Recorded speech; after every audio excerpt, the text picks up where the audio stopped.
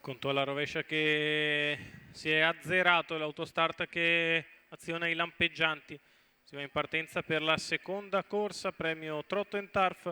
Sono 12 cavalli anziani al via di categoria G e di categoria F, con in salchi ovviamente i gentleman, questa volta che non abbiano vinto 40 corse in carriera: 1 Allegro La Sol, 2 Calypso SBF, 3 Attila Ross, 4 Borea Gal, 5 Countdown C, 6 Uranio Griffin, seconda fila, 7 Victor Dei Ronchi, 8 Zeppo Lennart Ongi, 9 Vacanza Jet, 10 Blackfire Horse, 11 Astrales, 12 Cashback Font. Macchina che accelera. Partiti con lotta per il comando. È veloce Calypso SBF che mantiene la testa. All'esterno Borea Gal, poi in mezzo alla pista anche Uranio Griff che ha tentato la partenza. C'è gran lotta nella prima fase con Calypso SBF che mantiene l'iniziativa. Al suo esterno Uranio Griff, poi ancora Borea Gal, si sistema secondo Uranio Griff, avanti a Borea Gal, la quarta posizione per Attila Ross, mentre si mette in moto Blackfire Horse che risale allo scoperto dopo 400 metri corsa passati in 28,7, misura importante per la categoria.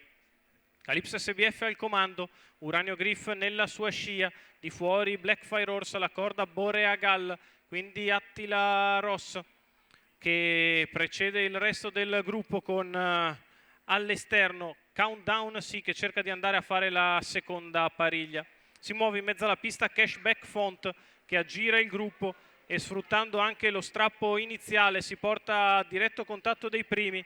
59,5 per i primi 800 metri di corsa. Cashback Font si mette in scia Blackfire Horse quando siamo a metà della curva di destra.